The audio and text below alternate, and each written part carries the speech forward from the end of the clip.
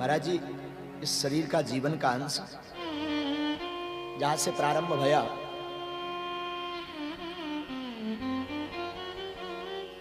बड़ी विचित्र स्थितियों से हम अपने गांव में भिक्षा मांग करके अपना जीवन पालते थे।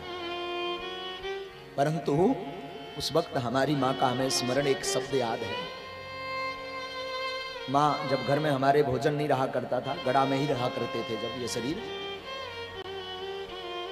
तो माँ हमेशा एक ही बात बोलती थी, बेटा बाहर निकलना तो मुस्कुराते हुए निकलना, कोई ये ना समझे कि तू भूखा है। तो कई बार का याद है मुझे स्मरण।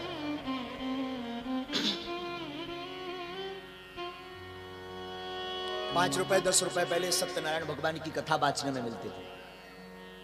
₹5 ₹10। तो ₹10 ले जा करके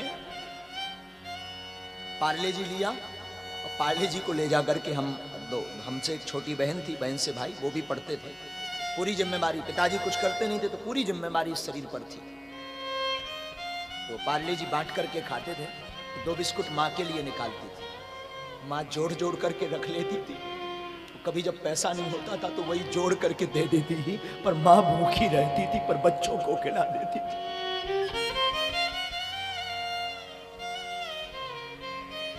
आज भी भले कितने दूर कहीं भी पहुंच जाएं, कितने भी दूर पहुंच जाएं, पर माँ की ममता, माँ के आशीर्वाद से ये शरीर आज भी दूर नहीं है। वहां से बैठे बैठे वो घर पे चिंता करती है।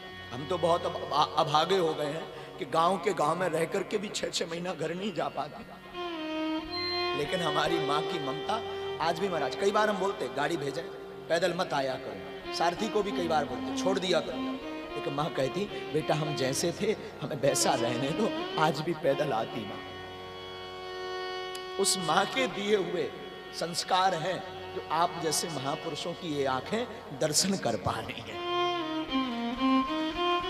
ये परवरिश एक माँ की है ना। माँ इस प्रकार परवरिश करती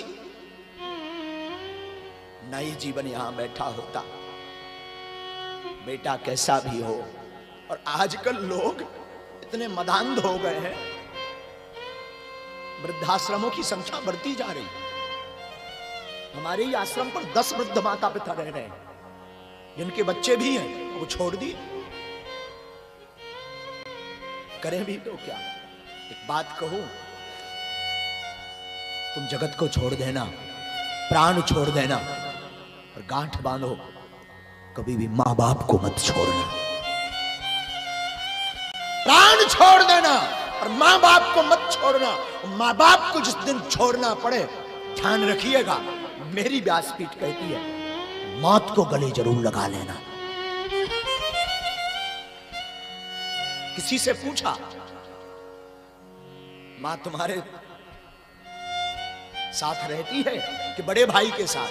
बड़ा उत्तर उसने सुंदर दिया, ना मां मेरे साथ रहती, ना मेरी मां बड़े भाई के साथ रहती। अब तू मैं आज भी अपने मां के साथ रहता हूं। मां आखिर मां होती है। मां से बड़ा कोई हृदय नहीं होता है, मां से विशाल कोई हृदय नहीं होता। मां खुद सूखे में बच्चे को सुलाने के लिए खुद गीले में सो जाती, पर बालक को सूखे में सुलाती, वो मां होती। हर परिस्थिति से लड़ने की क्षमता मां में होती है। हर बात सहन करने की क्षमता मां में होती है। अब वो बेटा बेटी भाग्यशाली होते जिनकी आखिर मां होती।